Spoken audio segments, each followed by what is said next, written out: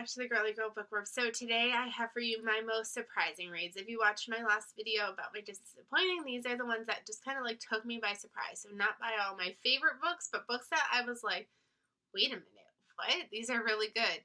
So I had, again, just like my disappointing list, I had a massive list and then I tried to narrow it down to 5. So again, there's more books on this list if you're interested in contacting me so I could let you know the rest. Go for it. I'll let you know. So these were the 5 that like kind of really stood out as like, wow, those really took me by surprise. The first one was a book that I read, and actually, did I read 3 of these in January? 3 of these I read in like the very first 2 months of the year. So we've got The Glittering Hour by Iona Gray.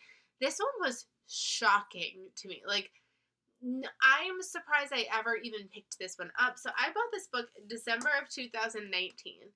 And I was like excited to read it. I thought it was going to be good, but then I got weirdly like intimidated by it, and I got worried that like for some reason I was like, the content in here, it's going to go woo over my head, like I'm not going to like this one. I was going to read it for like my fake historical readathon that I like created that nobody participated in. I did a historical fiction readathon weekend. I think it was like that Martin Luther King weekend. Nobody participated. I didn't pick it up. I got more intimidated by it. Then Mama Lee Ellen's Book Nook was doing a book month, like reading this. I was like, cool, I'll read along with her. Nope, didn't read it. Was super intimidated by it.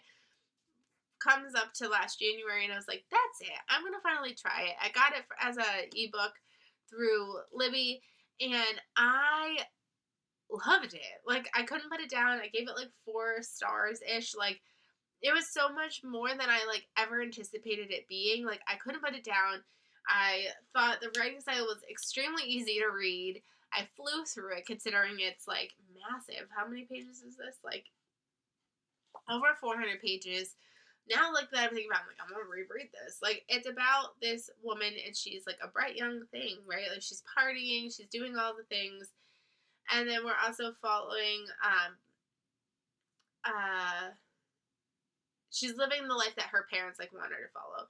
But then we're also following this, like, guy who's, like, penniless, and she ends up falling in love with him. And just, like, 2 decades of, like, what it's like, because she needs to choose, like, does she, like, go and be in love with him? Does she, like, go and, like, do what her parents want her to do? We have letters in here, and just, it was such a beautiful story, and I'm so glad that I actually read it, because it ended up being really, really good, which I did not anticipate at all.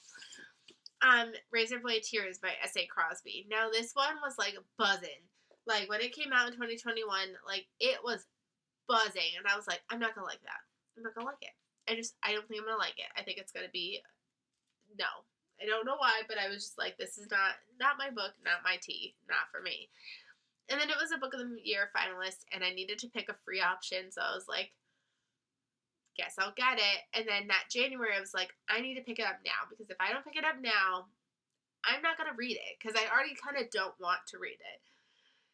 And then I really enjoyed this one, too. I gave this one 4 stars as well. We're following these 2 dads. They are dads of 2 men who were in a relationship together, and these dads were very much, like, not supportive of their sons. Like, 100%, like, no. And they are ex-cons as well. And then the sons are tragically murdered. And the dads are like, let's go. Let's go. We're going to get revenge, and we are going to figure out what happened to our sons, and we are going to get revenge. And it's brutal. It's intense. But it ended up being really good. Like, I don't know what I was, like, scared of when I really thought this wasn't going to be for me. But it was actually really, really good. So, I will definitely try him again. I just don't know what book will be the one that, like, makes me try him again. Now, I did the 12 Friends Recommend 12 Books Challenge on Instagram last year. I'm doing it again this year. And when I got my initial 12, because originally I was going to do 2 groups of 12 last year, and that didn't end up happening. But the first set of 12 of the list, I got recommended this book, and I went, oh, no. Because I just didn't think I was going to like it. Like, I remember when it was offered on Book of the Month, and I was like, I'm not going to like this book. And then somebody recommended it to me. I was like, no, because now I need to read this book. And I really don't want to. And then I ended up really liking it. And that is Beasts of Extraordinary Circumstance by Ruth Emmy Lang. Guys, this was one that for some reason I was like, no. And then I got it, recommended it. I listened to it on audio, and I was so happy that I finally read it. Like, I'm currently reading her newest book now because I really enjoyed this one so much. This is about a boy who was, like, raised by wolves. And then he kind of, like, you're following as he, like, comes into other people's lives. But there's also, like, kind of this, like, possible magical element because, like, whenever he comes into people's lives, like, the world basically explodes. It doesn't really, but, like, they start wondering, like, if he has some involvement in this magical thing that is going on. But, like, this was something that, like, I don't know why, if it was, like, Boy Raised by Wolves, which is, like, silly because I like the Jungle Book, but, like, there was just something about it that I was like, and it was probably because when this came out, this was 2017, I wasn't in my magical realism era yet, so I don't know if, like, that was what was, like, putting the kibosh on it, but I was, like, so scared of picking this up, and then I picked it up, and I was like, why was I scared of this? Like, this is so good. Like, I loved the little magical elements, and it was just such an easy to read, easy to listen to book that, like, I'm so glad that I picked it up because now I'm reading her newest book, and I'm liking that one, too, so sometimes it does go to show that, like, you need to step out of your comfort zone because you're going to find books that you really enjoy. So, that one. Then I had In the Shadow Garden by Liz Parker. Now, this is going to be silly. Like, Nicole, didn't you pre-order this? Yes, I did. But I don't remember why. Like, I got this. I knew that, like, whenever I check my pre-orders, because I check them pretty frequently just to make sure, like, is there anything I need to cancel? And I kept seeing this. So I was like, I know there's a reason why I wanted to pre-order this. I don't know why. So I guess I'll keep the pre-order because I wasn't really pre-ordering anything else in the month that this was coming out. So I was like, I guess I'll keep it. So I get it and I'm like, I don't really recognize the cover besides seeing it in my Amazon cart. I read the synopsis. I don't recognize the synopsis. I have no idea. I still don't know why I pre-ordered this book. And then I just was like, you know, because I don't know why I pre-ordered this, it has to do with magic. It was October. I was sitting there and I was like, I'm going to try it. And I loved it. I gave this one 5 stars. Like, I loved this one. So we're following this family and they kind of have this magic with this garden for the town. They read tea leaves for people. They really are looking for, like, almost like holistic approaches of, like, helping people heal with this garden. Now they've made a deal with this other family in the town to, like, share their land, and the people that they're sharing their land with, they make whiskey, and every summer they have kind of like this, like, celebration where everybody takes a shot of this whiskey, and if you take the shot of this whiskey, you are offering up a memory that you will never remember ever again. So, like, say it was like, I don't know, my fiance cheated on me, and you were like, okay, I want to forget that piece of information.